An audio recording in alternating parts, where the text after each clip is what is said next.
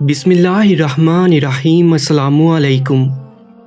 بادشاہ کو اس کے ایک خاص آدمی نے خبر دی کہ سلطنت میں پچھلے 2 سال سے ایسی کنواری عورتوں میں بہت اضافہ ہوا ہے جو کہ حاملہ ہوئی ہیں۔ سلطنت میں بدکاری عام ہو چکی ہے۔ بادشاہ کو سر سے لے کر پاؤں تک پسینہ آ گیا اور وہ گش کھا کر گر پڑا۔ ہوش آنے پر آدمی نے بادشاہ سے پوچھا کہ آپ کو اچانک کیا ہوا؟ بادشاہ نے آدمی سے کہا کہ میں شروع سے ہی اس بات کا قائل تھا کہ نکاح کو عام کیا جائے، یہی ایک راستہ ہے جس سے بدکاری کو روکا جا سکتا ہے۔ میں ہر سال 1000 جوڑے کا نکاح کروا کر مطمئن تھا۔ میں نے سلطنت میں جہیز جیسی لعنت پر پابندی لگائی تاکہ نکاح کو آسان بنایا جا سکے، مگر افسوس میں اپنی ہر کوشش میں ناکام ہوا اور اس سلطنت میں برائی اپنے عروج پر ہے۔ مگر اب میں ان لوگوں کو نہیں چھوڑوں گا جنہوں نے اس ملک میں بدکاری کو عام کر دیا۔ بادشاہ نے اپنے سب سے لائق وزیر کو یہ ذمہ داری سونپ دی کہ پتہ کرو کس جگہ پر یہ بدکاری سب سے زیادہ ہو رہی ہے۔ وزیر اپنی پوری کوشش کے باوجود یہ جاننے میں ناکام ہوا تو بادشاہ نے سلطنت میں اپنے جاسوس پھیلا دیے۔ جاسوسوں نے بڑی چالاکی سے ان جگہوں کی نشاندہی کر دی جہاں پر بدکاری سب سے زیادہ ہو رہی تھی۔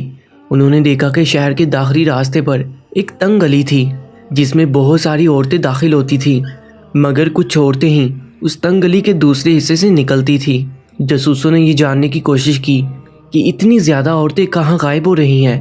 اسی تنگ گلی کے درمیان میں ہی کوئی غلط کام ہو رہا ہے۔ جب انہوں نے اچانک جا کر دیکھا تو ایک بڑے سے کمرے میں زناکاری جاری تھی۔ وہاں اوباش لوگوں کا گروہ تھا جن کا سردار تکیہ لگا کر بیٹھا تھا۔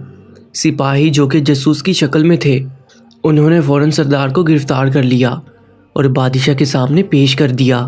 بادشاہ سردار اور اس کے گروہ کو دیکھ کر غصے سے لال ہو گیا۔ بادشاہ نے سردار سے کہا کہ تیرے اوباش گروہ سمیت تجھے ایسی سزا دوں گا کہ آنے والی نسلیں یاد رکھیں گی کہ بدکاری کا انجام کیا ہوتا ہے۔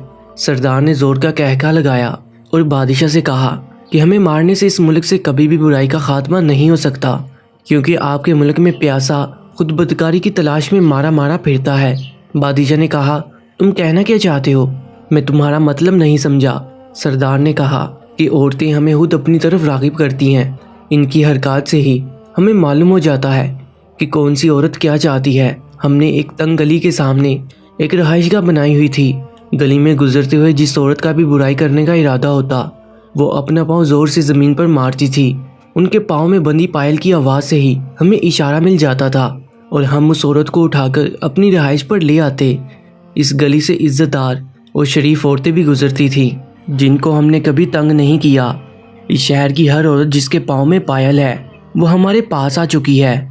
بادشاہ نے کہا کہ ان بدبخت عورتوں کو تو میں بعد میں دیکھ لوں گا، پہلے تم لوگوں کو میں ضرور عبرت کا نشان بناؤں گا۔ بادشاہ نے سردار اور اس کے 40 نوجوانوں کے تن سر سے جدا کر دیے اور ان کے سر شہر کے چوک میں لٹکا دیے۔ اسی دوران بادشاہ نے شہر کی ساری کنواری لڑکیوں کو ایک جگہ اکٹھا ہونے کا حکم دیا۔ بادشاہ نے کنیز سے کہا کہ باری باری سب عورتوں کی پنڈلیوں کو چیک کرو اور اگر اس میں پائل یا پائل کا نشان پایا جائے تو مجھے بتاؤ۔